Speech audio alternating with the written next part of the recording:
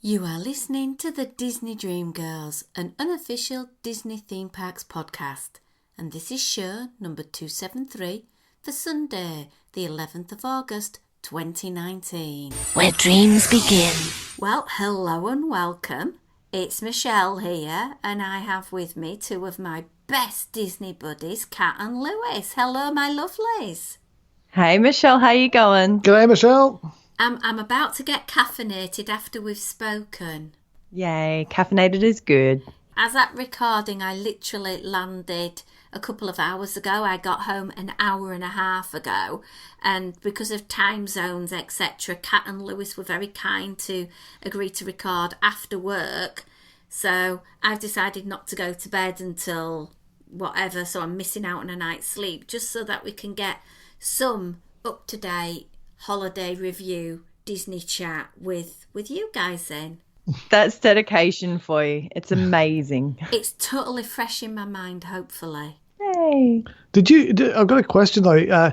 When you were leaving your last day, I think it was like the first day of Craig from Diz Down Under's holiday. Did you like tag out? As much as I'd love for Craig to be from Diz Down Under. So from Diz After Dark. I apologise. I just finished work. Sorry. Craig from Diz After Dark has just got to Orlando for his holiday. So I was just wondering if you guys tagged out like on the way through. No, he started off at Universal, so our paths would never have planned to have crossed. That's a shame. Yeah, and we didn't darken our doorstep with going over to the 3-park, soon to be 4-park, if you believe Volcano Bay to be a park. I don't. Oh, controversy. I'm in Lewis's camp. I must admit, I listened to you guys on the way back, and I was like, yeah, Lewis, I'm with you.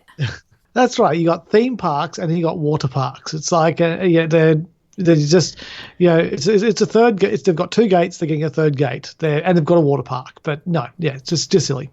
Yeah. Anyway, we're digressing completely. Yes. Sorry. You guys good? But yeah, well, I'm good. Are you good, Kat? I'm well. Yeah. I just got back from work, so I'm a little bit of like dazed and confused, but I'm fine. It's fine. That's between the 3 of us then. We're all completely out of it. But we're going to do some Disney chat, I believe. Yeah. So how was it? Amazing. So much to report back. It was so cool following you. It was like my little vicarious holiday. I kind of feel like I've had a bit of a holiday. Oh, I must admit, Tom's normally a little bit poopy about doing this sort of thing, but I think he really got into it and really enjoyed doing it. At times he didn't want to be on camera because he just sort of said, well, I'll just whisper in the background. But yeah, I really enjoyed it. That's so cool. Good on him. I think that's really awesome. He'll be on the podcast as a regular host in no time. Nah, I'm sticking with you. We are going to do a review, me and him, at some point when we can schedule it. But as I'm recording today, it is Wednesday morning. I feel like I've lost most of Tuesday.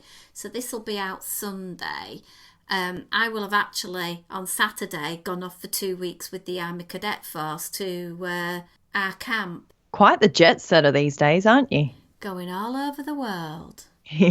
And I won't be visiting any Disney shops or anything while I'm there, though. So I'm quite gutted on that. That's going to be like, just going cold turkey.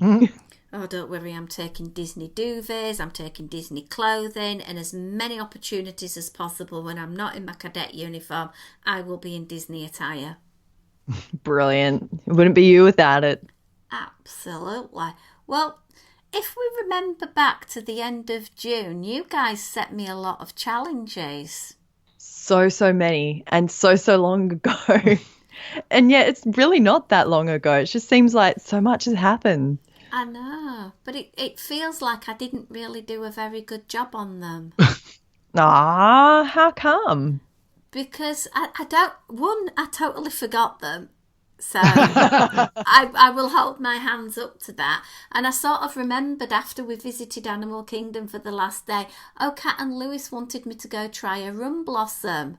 That sucks. And I never got to go to Pongu Pongu because I was too busy eating over at Satuli Canteen. Yeah, but it's kind of cool. Like that canteen's it's a nice little shady getaway from the craziness that can be Animal Kingdom, and the food is just divine. I saw that you snuck in there. Was it 2 or 3 times? I think it could have been 3. Yeah, 3 times. Nice. So I was able to try both desserts and then I have a meal without a dessert, which wasn't the same, but it was a meal. That's right. Did you end up getting to Disney Springs and going to the Star Wars Void? No. Disappointed. I know. I discussed it with Tom because he knows that I'm the world's worst person ever to go on these shooting games. Like Buzz Lightyear, I literally don't get more than a 4-figure number. I get the sympathy vote from the little 6-year-olds going, oh, bless. He knows that sort of thing isn't something that I would normally go for, and he's not really into that sort of thing. So I said, off you go, go do it on your own. And no. Oh, next time we should make sure that we're all over there, and then we can jump on it with them because it's so cool, Michelle. It's really good, and it isn't very. It's so much better when you're playing with someone you know, as opposed to like the first time I did it, I enjoyed it. But because I was playing with 2 randoms, it just wasn't as much fun. But playing with Kat was a lot more fun, I thought. Yeah, because you got to boss me around. Yeah. Don't shoot that guy. He's on our team. You see, that's where it all went wrong. You weren't there with us. Oh, I know. We totally messed that one up for you, Michelle. So sorry. Now, so if we've already established that you failed on all the challenges. Not all of them. But what was like the real highlight of your trip? Oh my word. I couldn't put a highlight on it because there was just so many amazing things that we got to do. You got married. Can I point that out? Well, yeah, true. That was literally, it feels like it was forever ago because it was literally the first full day that we had there. Everything just went perfectly. We had the most amazing room for that one night at the Wilderness Lodge, and it was like I walked in the door and the room was never ending. I went past the kitchen area, I went past the lounge area, I went past the bathroom area, and then there was a bedroom area. Oh my word, it was amazing. And I think having to prise Tom's fingers off the door jamb to actually get him out of the room to leave and go back to Pop Century was quite hysterical because he was like, but I could have stayed here for the full holiday. And I would have said, only if you'd have sold a kidney. Oh no, that would have broken the bank. Yeah. Yeah.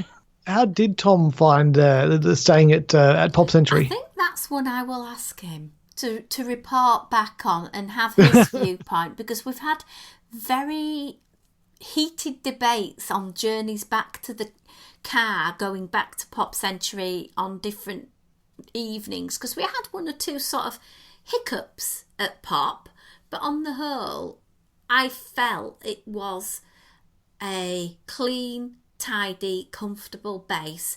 We had a very quiet location and I didn't have a problem with it, even though we had the few blips. I was really happy staying there. I'll be really interested to see how what Tom thought of it. So I can't wait to hear that. I mean, for us, we've reached this point where if we go back, we'll definitely be staying there and then spending the money that we would have spent on, say, staying at Beach or Yacht Club on, a combination of, just jumping into a lift instead of waiting for the bus, or getting a really posh dinner in, because you're saving hundreds of dollars. It's fantastic. It is, and we had the luxury of having a car, so for us we could go wherever and whenever we wanted to. And I think for us, having that car brought in other experiences that we could do. Because they aren't charging the British people parking fees yet, are they? No. Good, so you're still getting that advantage. Yeah. And it was great because on the last day we could go pull up and park up at Polynesian because we had the breakfast reservation for Kona Cafe. We could then go into the Magic Kingdom for a couple of hours and then go straight back to the Poly. But we did have a little bit of a hiccup. Oh, what was that? Well, we got the monorail back. Literally the heavens opened and it started raining. and we pulled into the TTC and the sun came out and they said, oh, sorry, we're having to stop here for a while. And there was a monorail over at the Polynesian that had literally broken down and they didn't know how long it was going to be before it got towed off. Yikes. So luckily I knew that there was a walkway from the TTC to the Polynesian. So we were able to walk that within 5 minutes and get to the Poly, grab some lunch before we got the car back to the airport. Oh, so it all worked out really well. It's interesting to know that TTC to Poly is only 5 minutes, because we were going to walk it a couple of times and just never ended up doing it. So close. Mm-hmm. Really is. Even with the construction that's going on at the moment over at the TTC area, because you're not able to get the tram where security check-in is at the moment. You know, there's the sort of like bridge that you go under. Yeah. Well, you don't go under that on the trams at the moment. You have to walk that bit, and the tram pickup point is round the corner. Right. Interesting. All changing. Yeah, and I avoid going to the TTC like the plague because I absolutely hate it. So if I can find a squeeze round it, I do. Yeah, well, and going and parking at Polly's a great idea, because then you can have a little snack before and after. I think that was very clever of you too. Well, I had a challenge that Jane put down to me, and it was one of the very few challenges I did, was to try the chocolate covered bacon. What was it like? It was the weirdest, freakiest thing I've ever had in my life. Was it chocolate, like hard chocolate? It was dark chocolate, and it was solidified with candied nuts on top, and it was 2 pieces of bacon, quite thick cut, and about 2/3 of the bacon was covered in the chocolate and the nuts, and it was served in like a cross shape. Oh, my mouth is literally salivating. Oh my goodness, that sounds amazing. No. It was weird and freaky. Oh. I don't like American bacon to start with. So that sort of set me off. So I threw the bacon that didn't have any chocolate in the bin because there was too much of it anyway. Because 2 big pieces covered in chocolate was a lot. Yeah. But for me, I loved the nuts. I loved the chocolate. It did work with the bacon, but I would have preferred pineapple, I think, with a little bit of chili on top of the pineapple, and I think those flavour combinations would have worked better than the nuts. Did you try some chocolate dipped pineapple, or am I imagining it? Oh God, did I try pineapple? Oh my word. Animal Kingdom, I had a chocolate covered spear of pineapple and it was amazing. So actually yesterday, as we were leaving the Magic Kingdom on the Tuesday, I had a counter service credit left, and I asked them if I could convert it into 3 snacks.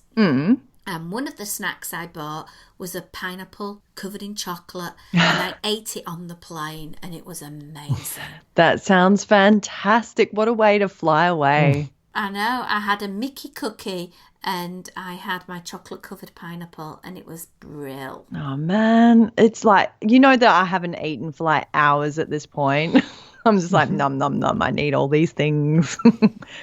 I know. Last time I ate properly was yesterday lunchtime, because the food on the plane was a little bit plain. Well, I'd requested the wheat and gluten-free meal because I am trying to totally eradicate all of that out of my diet at the moment. And I got this bread roll which literally could have smashed the plane window. Oh man, that's the worst. It wasn't good. And Tom got a little breakfast snack of a pastry with a little pot of melon and yogurt, and it was like, well, why didn't they give me the yogurt and the melon, because that's wheat and gluten free? Why did I have to get the bread roll that could have killed somebody? Yeah, that's such an odd choice. Yeah. What was the other thing I got? Oh gosh, I got some dried fruit and a little tub of jam and mandarins in juice. Mandarins in juice. They gave me that on 2 meals. It was like so weird. It's probably what they couldn't sell at the shops because who would buy mandarins in June? They were actually quite tasty, but Sorry for anyone that actually eats it. yeah, Oh, I know, really dear. freaky weird.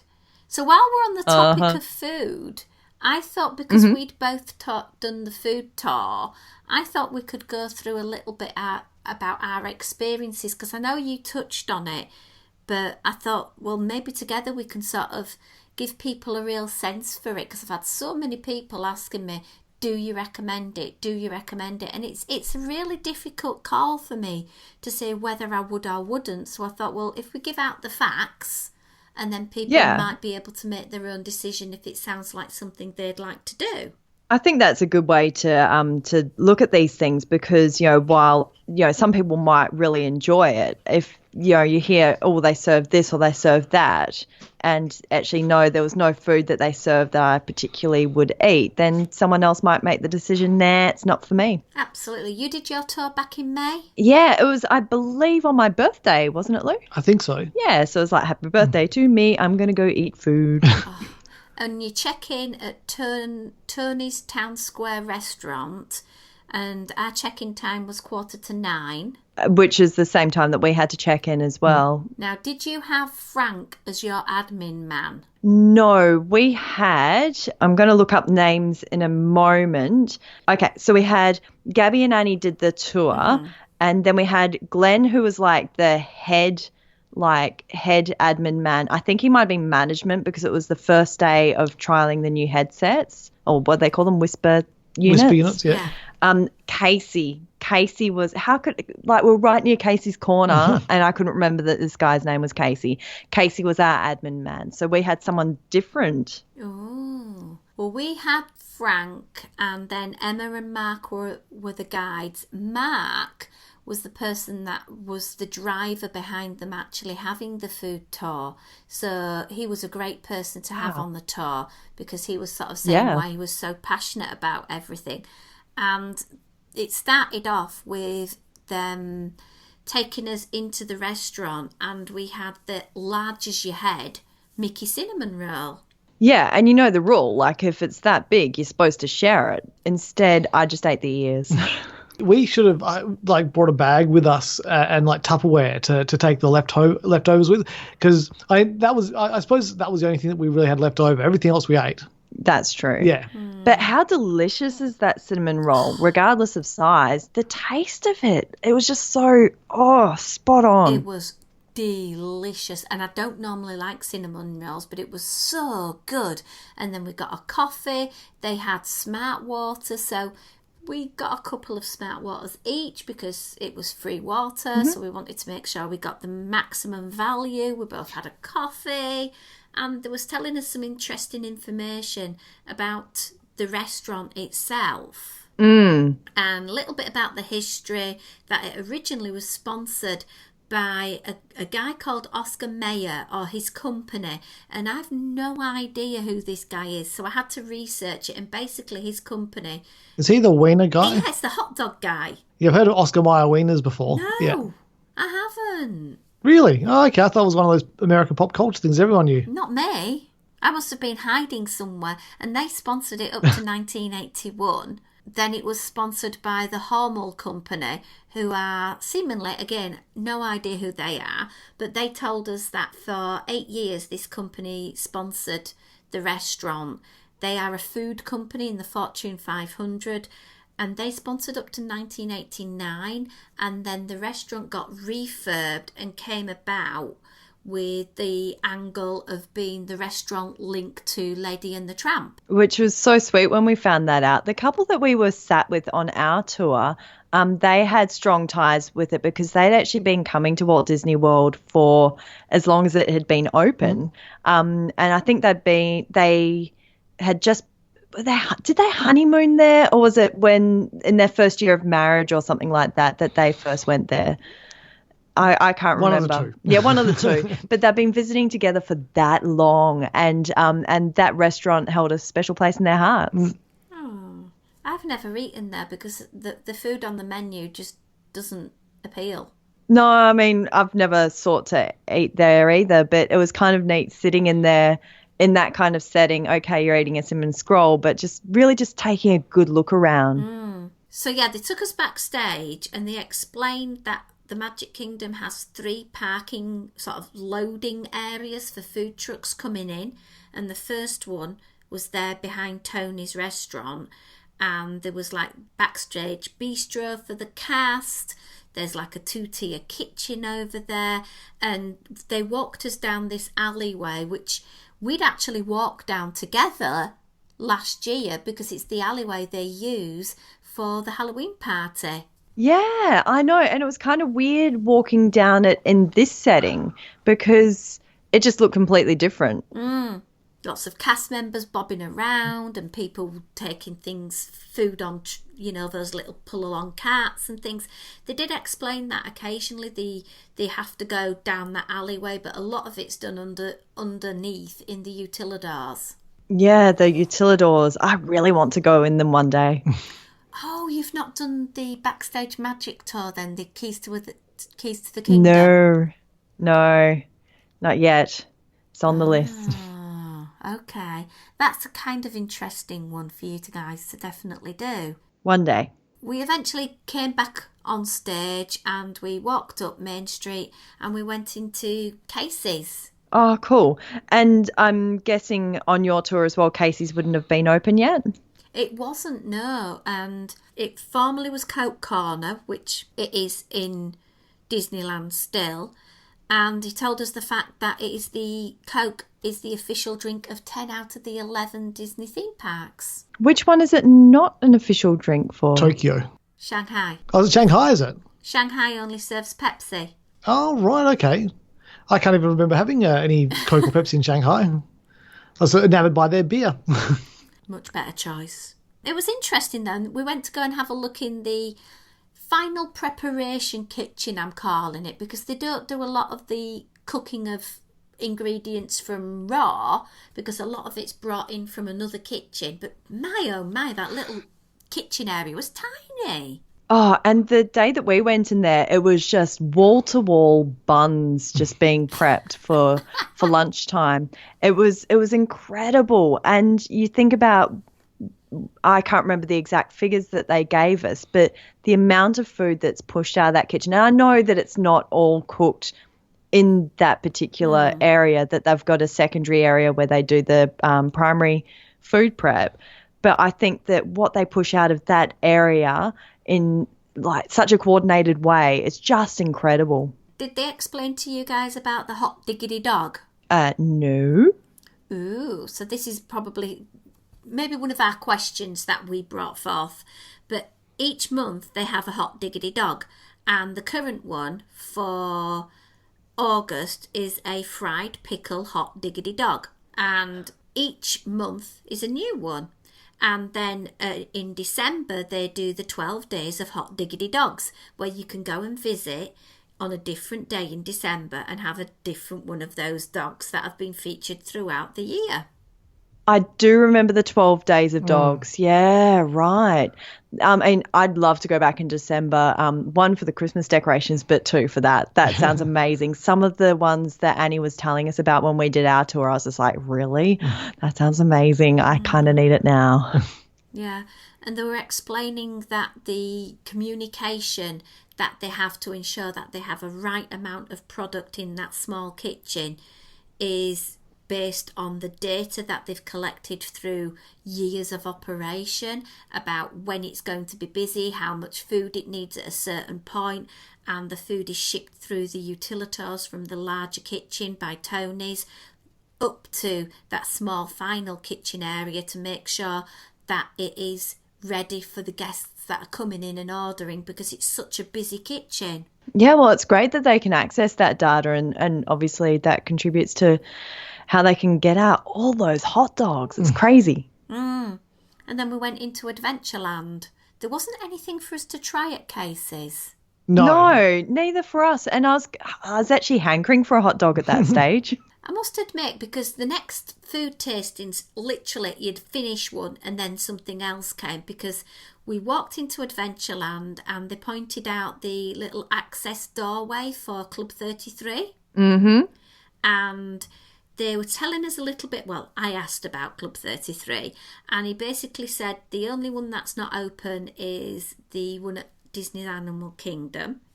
The one at the Magic Kingdom has 2 floors. It doesn't serve meals. It's more like a lounge, small plate type of place.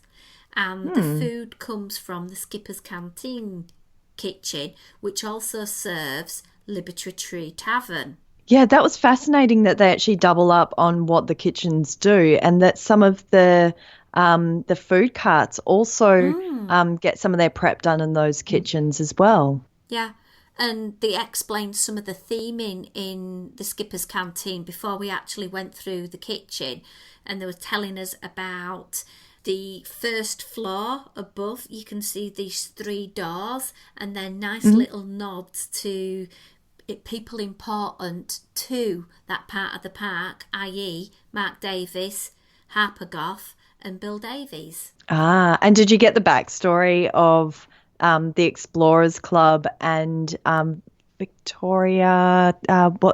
So it was originally, the business was opened by a gentleman and his daughter took it over. Was it Victoria Falls or something like that? Alberta Falls. Alberta Falls. Yeah. Ah, so close. Opened in 2015. I've eaten there a couple of times. It's definitely for your adventurous eaters, but the food is so flavoursome. It really, really is. Yeah, we've eaten there twice as well, and both times have been good experiences. What was really cool for our one, though, is that we got to go through this like secret library door, through the Adventurers Club meeting room and into a back eating area where we'd never actually been into before. We'd only ever eaten in the main eating room, I guess you call it.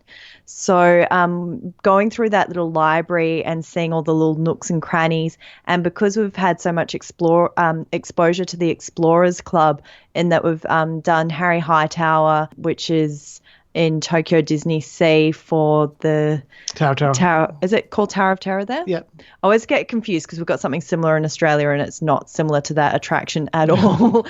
Then we've got Mystic Manor as well, is represented in Hong Kong. And so having a tie-in to those guys is really cool. No, I totally agree. And she was it the Jungle Book that they had to move to open and reveal into that area? I think so, yeah. And there was like a wall around this round circular table of butterflies, all in the collector cases, which was inspired by Lillian's love for butterflies. Oh, I didn't hear that one. That's actually really sweet to find out that. I really love to go back into that area. Yeah, it was so pretty. And the room, as you say, that they took us into had so many little artefacts that unless you looked, you wouldn't have known. Like, they had these beautiful chandeliers, and if you looked upwards, there were 4 birds from the tiki room actually as the light fitting. Ah, yeah. Everywhere you turned in that room, there was something new to see.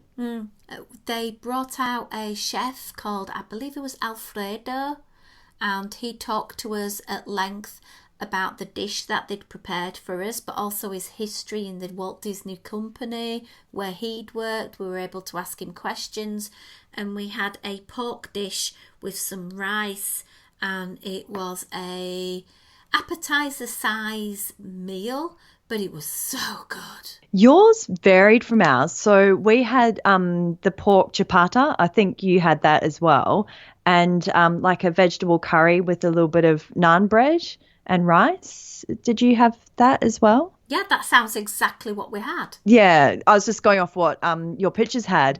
Ours was actually served in a cardboard sort of disposable container, and I did like that yours was actually served on a plate, so maybe they'd received some feedback about that. No, yeah, it was beautifully served in crockery, and we also had a cold beverage, I think it was passion orange and guava juice, and that was nice to have a break from the water and to be sat down to eat it with proper cutlery, and we had a bathroom stop. Nice. Yeah, I think upgrading it with proper cutlery and not doing the takeaways with the plastic cutlery was quite nice. It was still, like I said, a really nice setting to be in and to really take a good look around. The food, I love the food in that restaurant. It's really good. Totally agree. And we then left and we headed towards a lower aisle, and he was telling us the story of a lower aisle and Sunshine Tree Terrace, how they've actually swapped the two over because the Dole Whip just was so popular, and it was at this tiny little stand that they moved it and swapped places with Sunshine Tree Terrace. And he was also telling us about the two golden camels. Oh yeah, what with the camels? They both used to be parade floats, or part of a parade float, and when the parade retired, the duo went to Aladdin, and one of them is the spitting camel that gets many people who doesn't know them. That's funny if it used to spit on the parade. I don't know if it actually did. I can't remember that parade. It's before my Disney time. Maybe we've got listeners now that can correct me. That'd be neat to find out. There's Sunshine Tree Terrace where they have the citrus swirl. Yes, Citrus Swirl, Red's Revenge, and all of that lot. Yeah, I'm not surprised that they moved that to the smaller location. Really, I think very few people would want to have that disgusting treat. People like it, Lewis. I love it. It's horrible. But every time I went past Sunshine Tree Terrace, there was a queue of at least 15 people. That's why sometimes we didn't go there as often as we really wanted, because the queue was so big and there was no mobile ordering. They did actually have a new drink which could have been a bit more up your street, Lewis. That was a Famosa, and it was an apple cider based drink with a swirl on the top, and it was served in a plastic champagne glass. Well, that sounds nice. Yeah, just not on as much Dole Whip really, or whatever whip it was inside. I can't remember what it was. But can you recall the date they told you the Dole Whip was brought to the Magic Kingdom? No. 1986. And they did admit that Dole Whip is now served in multiple places, because there was an urban myth saying, oh, you can only get it at the Magic Kingdom or in Disneyland. But now it is served elsewhere, but it's just given a different name. It's given the Dole Soft Serve name, I think, elsewhere. Ah, is that how they're getting around it? It's interesting. So we headed off to Tortuga Tavern. Does that sound the same to you guys? No, it was under renovation when we were there. So we actually ducked into Pico Bills. Pecos. Pecos Bills, whatever. I was close. Silent S in my dictionary. And that's where we stopped off and had the next treat, which I'm guessing is probably the same as what you had. The one treat that I didn't eat. You didn't eat it? No. Oh, Do you know what? I'm going to go there and just say that this is my favourite way to enjoy the turkey leg. I must admit, eating it with a knife and fork was so civilised. And it was just enough as well, because there's a point where you've just had like 2 or 3 big mouthfuls of that turkey leg and you're like, yep, I'm done. I'm done. Little bit of history.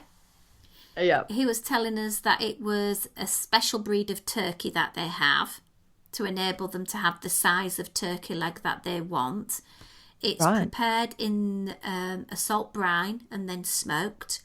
And as a guide, they have to go through something called Disney's etiquette training. And that food item is one thing that they are not allowed to eat in front of guests, because they don't feel it appropriate for them as guides to be having to wipe turkey leg goo off the face. Yeah, I found that one out, and it makes so much sense. I mean, I was pretty much one and done with the turkey leg, but it makes so much sense that they don't eat one of those while they're on stage. Yeah. They were also saying about the Tortuga Tavern, it was originally called the Pirate and the Parrot. And if you look up to the rafters, you can actually see the original sign there as well, which I thought was quite good. And that was in Spanish. Oh, wow. That's really cool. Oh, well, next time we go back, we're going to go pop in and check that one out. And then as we were walking through into Frontierland, she told us the history of the churro. Oh, okay. What was that? Basically, it used to be a medieval Europe dish, that this sort of like bread dish where they used to use this shaped piece of bread to soak up all the sort of like gravies and juices of everything.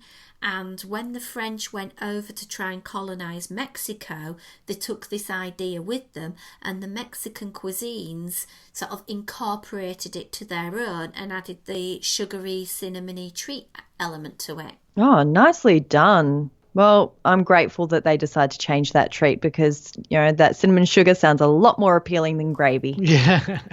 Absolutely. We went in the Diamond Horseshoe then. Yep, so did we. Did you have the colonial salad? Yeah, we did. And do you know what? I actually really enjoyed it. But by that stage, I'd had so much protein that I only really picked at it. I agree. Neither of us really ate a great deal of this one. We had Anna, a sous chef from the Liberty Tree Tavern kitchens, come and explain that it was chicken, candied pecans, apple, cherries, smoked cheddar with a honey shallot dressing. And her history was fascinating because she trained at the California Grill, went to Victoria and Albert's, then to Artist Point, and then she went from chef assistant to sous chef, then she went to All Star. Wow. Okay. She does a lot of the work for them to do with Spanish promotions as well. And she's worked at Sci-Fi, she's worked at Be Our Guest, all over the place. I wonder if she's quite creative because it sounds like she's gone to all the places that they've done something a little bit new at recently. True. But the salad was tasty and you got a fairly big chunk of chicken on that plate as well. Question, was your plate plastic there? It was. Ah, okay. Plastic plate, plastic cutlery. I guess because it is a quick service restaurant, isn't it? Again, a little bit of history about the restaurant. You were able to take pictures while nobody else was there. So that was really good. And as we left, they gave us a little bit of history about Aunt Polly's, which is an very occasional opened eatery over on Tom Sawyer's Island. And it would traditionally sell fare that she would have served to Tom and Hook. So she's had like lemonade and sandwiches and things like that. Then they went past Sleepy Hollow, and she told us that the building was a replica of one wing of Washington Irvine's house, which he is the author of Sleepy Hollow. Well, that makes a lot of sense. Our guides, as we were going through that area, really got us to focus on the transition that takes place as you go from there into Fantasyland, and it was quite interesting taking notice of that. I really felt like that whole front section of the tour, it really made me look at Magic Kingdom in a completely different way. How do you feel, Lou?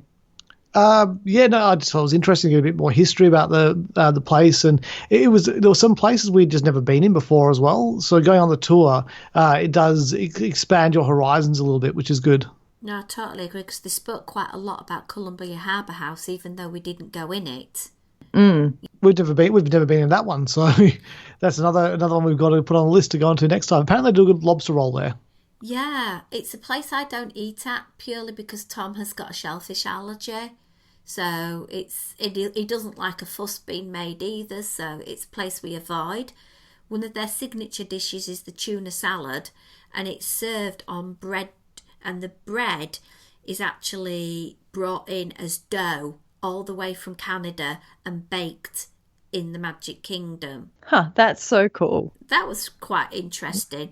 And it's the only quick service eatery with 2 entrances in 2 different lands. Yeah, and just the way that the signage changes as well on the 2 sides. I thought that was just something that I'd never picked up on before.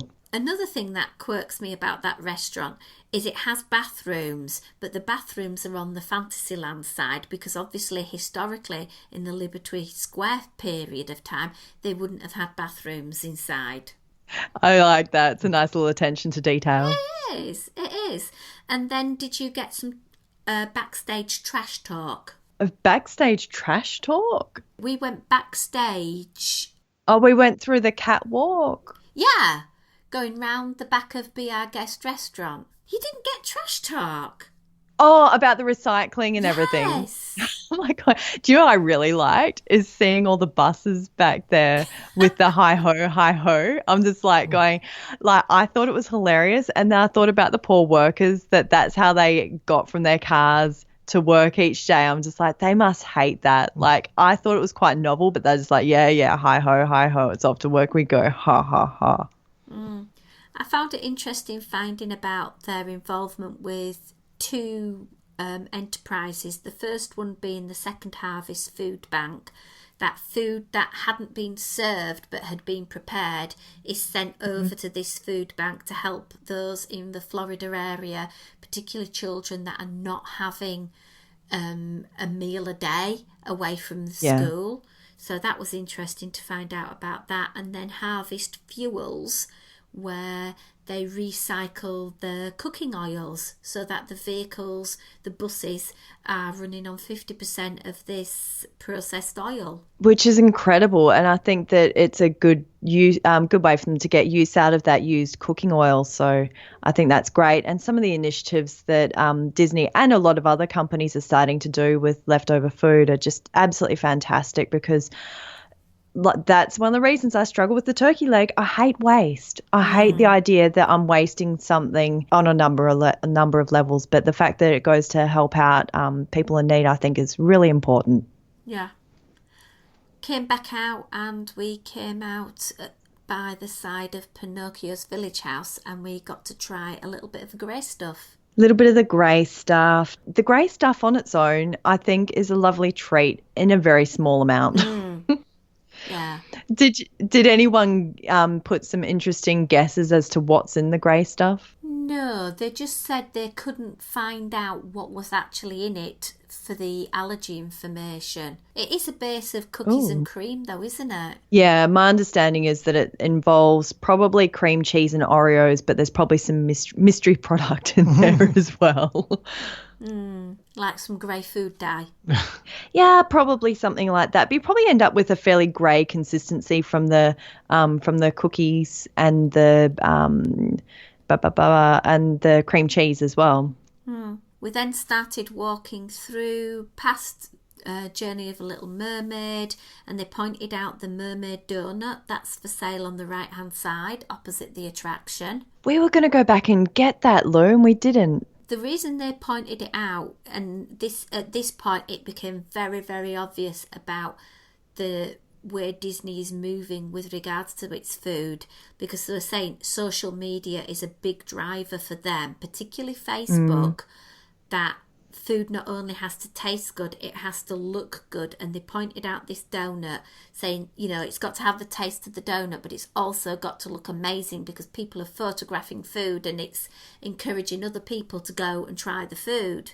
Yep, it's all about the Instagrams. Yeah.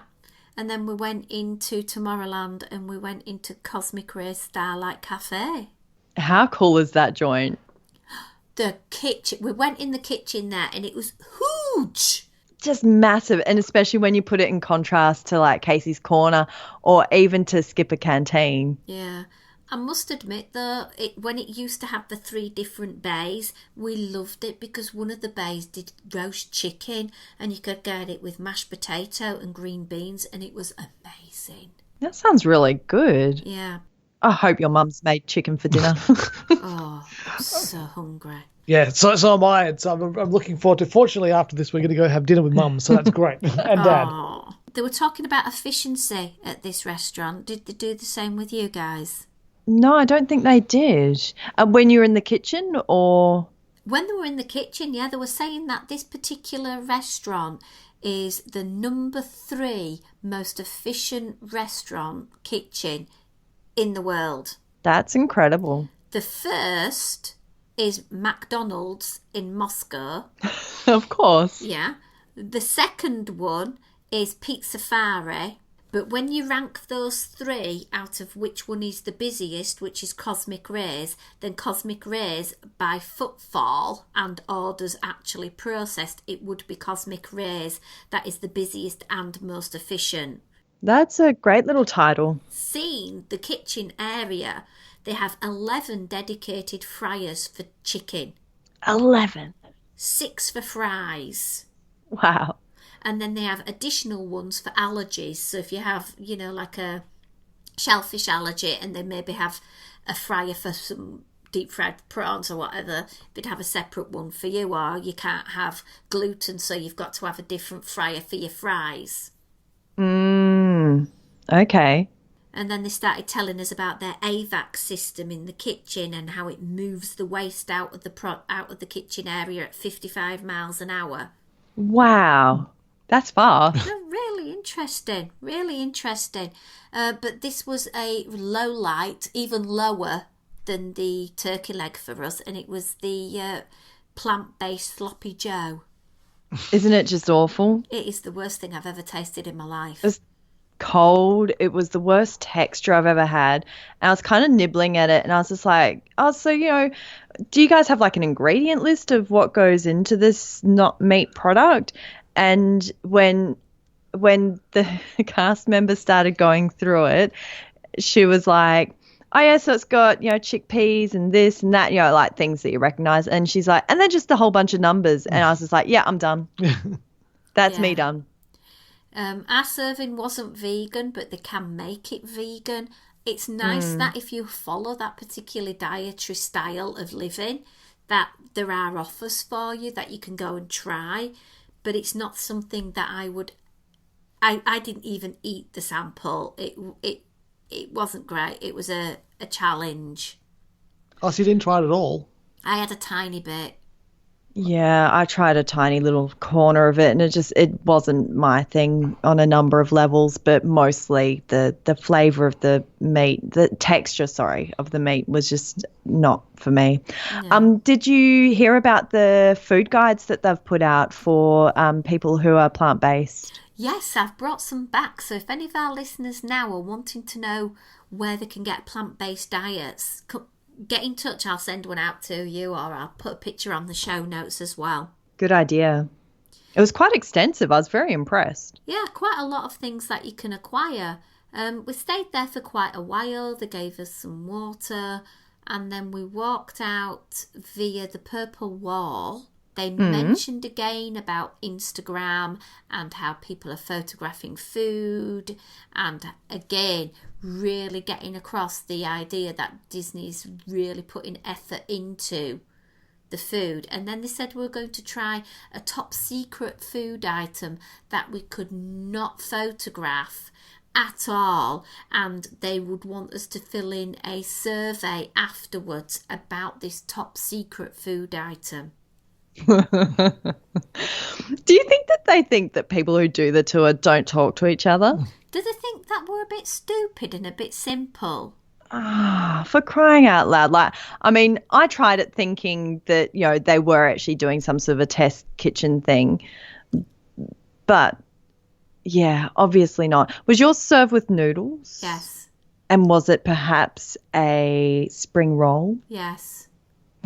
And did it perhaps contain pork? Yes. Wow, it's like they're still trying to get a handle on a dish in August that they were trying to work out how to perfect back in the beginning of May. Wow, Disney. Maybe they need to get like a certain amount of people's reactions to it before they go any further with it. Really? The thing that got me is I'm on a testing panel in the UK for a company that makes cat food, that does deodorants and washing products, etc. And the questionnaires that you get about those products are pages. We had 3 questions on our review sheet, one on the taste, one on the texture, one on the presentation, and we're to grade it from an unhappy face to a smiley face. That is not data collection. There wasn't even a space for comments. So I think that bit was just maybe a little bit of show.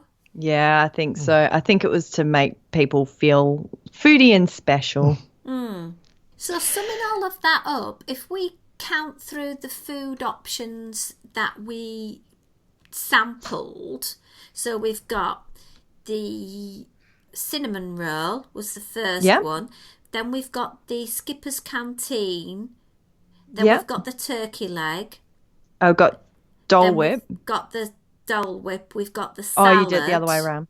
Okay, yep. Then we've got the plant-based thing. We've got the grey stuff and the secret spring roll. That's 8 samplings. Do you know what? It was quite a bit of food and quite a bit of protein at the beginning there as well.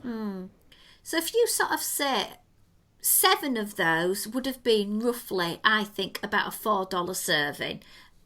I'd say the initial serving of that big, massive cinnamon roll was probably an $8 serving. Yeah, fair call. And maybe the Skipper Canteen little platter sampler thing, maybe I would have given that a tidy $7.50 to $8. Okay, so let's work on 6 of them at $4. 6, 12, 18, $24. And then 2 at $8. So that makes $40 in value. Then we've got a coffee, so that's $3.50. We managed to snag some water, so call it $10 in water. So you've got round about $53 in product. Yeah. You got a lanyard, but it just says VIP. It was only done by a laminator, so it wasn't a snazzy one, and there wasn't a pin or a keepsake or anything. We've shared the information with our listeners, so we've saved our listeners having to do the tour. They can just go buy their own snacks now. So would we recommend for people to do this? I would, on the basis that I learnt a lot, and I really enjoyed the pace that we got to go through the Magic Kingdom. And you get a look at 2 backstage areas that, while one is on occasion opened up to the public or, for events, the other one, this is the only way that you're going to be able to see this backstage area. And it's kind of neat getting that view of behind Beast Castle. True. That was interesting. Going to look in the kitchens was interesting. Definitely. Too much food, personally. Yeah. I felt it was a challenge to eat some of the things, and I felt at times we were being a little bit rushed. Maybe make it at 3.5 hours. It would have just gelled a bit better. Would I do it again? No. Would I say to a general theme park guest, go and do it? No. Would I say to a foodie who's really, really curious about how the kitchens work at Disney? Yes. Yeah. And I wouldn't say it for anybody else, really. I think that's their target market, though, really. Yeah. Though there was a few differences between our tours, because you ended your tour with a picture at the purple selfie wall.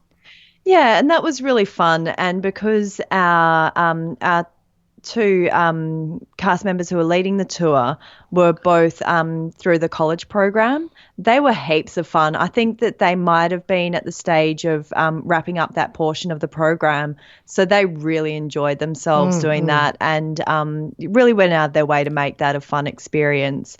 So that was good. I did feel like it didn't really end. How do I put it? It didn't really have an ending. It kind of felt a little bit weird because you kind of handed back your Whisper units, and then, which were fantastic, by the way. I reckon that those are great. I don't know how they used to do their tours before they had those little units, but they are absolutely fantastic for being able to hear and being able to look around and enjoy yourself, but still be able to hear what's going on through your guides. But yeah, I just felt like the ending, like it needed a proper ending of some form. No, I agree. Some sort of finale or something that is tangible as a benefit from that. Like I was chatting to them because we ended at the area where they have the dessert party.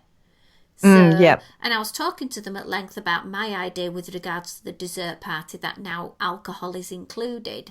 And Mark, he says he was the driving force behind the introduction of this food tour, a massive foodie. And he was saying there was a lot of kickback from cast members that didn't want alcohol in the Magic Kingdom. And it did take up the price of the dessert party from below $50 to pushing it now up towards nearly $100 for some of them. Yeah. So that was interesting. And what was your idea with the dessert party? Just maybe that as a little sort of thank you for doing the tour, or something that you got maybe parade viewing with it, or it finished with an ice cream from Plaza, because there wasn't, it just needed, it ended on a savoury and I felt it needed to end on a sweet. So maybe some chocolate or a classic Mickey candy apple section to have. It just needed that. I completely agree. And if it was something like that they rounded everyone up and said, here's a snack credit for each of you. Go out, go into the park, you choose your next treat and, continue on your food adventure in the parks. There you go, Disney. Idea. Yeah. Speaking of food, I'm really hungry now. I know, we've tormented ourselves completely, but thank you for going through this show with me, talking all about the food tour that we've both done, and also a little bit about some of the things that I got up to on the holidays. Sorry I didn't do all the challenges. I just need another trip. Yeah, well, exactly. And hopefully we can join you on the next one. But I'm really, really, really looking forward to hearing about all your adventures. It's been fantastic following all your photos on the Instagrams and whatnot. So really looking forward to hearing all of your stories. Oh, wait till you see some more pickies, especially of what we've been able to unpack. Oh, my goodness. I can only imagine. So, my lovelies, why don't you give yourselves a shout out where people can find out more about you guys and all the plethora of podcasts that you produce? You can find a little plethora of podcasts over on thegentlemanofpopculture.com. Obviously, we've got Disney Down Under, where we talk about all things Disney. We've got a couple of film-based podcasts going on. So we've got Tangent City, which is all over the place, and we do try and keep on track, but we inevitably fall off and just jump on the train and head to Tangent City. And Lewis has got Unscripted the Film Show, which is where he had started his radio show, or radio career, sorry, I should say, back in, what was it? It was about 2 decades ago. And I've started a little whiskey podcast, which is coming out sort of monthly at this stage because there's so much other stuff to do. And I occasionally enjoy a dram with friends. Perfect. Well, until next time, you can find us and all of our social medias under @DisDreamGirls on Twitter and Instagram. You can find us on Facebook, facebook.com/Disney Dream Girls. You can also look for the Disney Dream Girls podcast family, where we invite you to share your love of Disney with us and all the other members. And finally, if you have a question for us, why not get in touch? info@DisneyDreamGirls.com. And before we go, there's one quick last shout out I would like to do, and this is for our Patreon page, because our Patreon supporters pay a little bit each month for some extra content, some goodies, all sorts of things that we offer, and they will be getting a whole load of in-park binaural audio recorded on this trip, drip-fed over the next few shows, and plus additional content they can get nowhere else but on our Patreon page as a thank you for supporting us. Anyway, until next time, it's goodbye from me. And goodbye from us. Bye.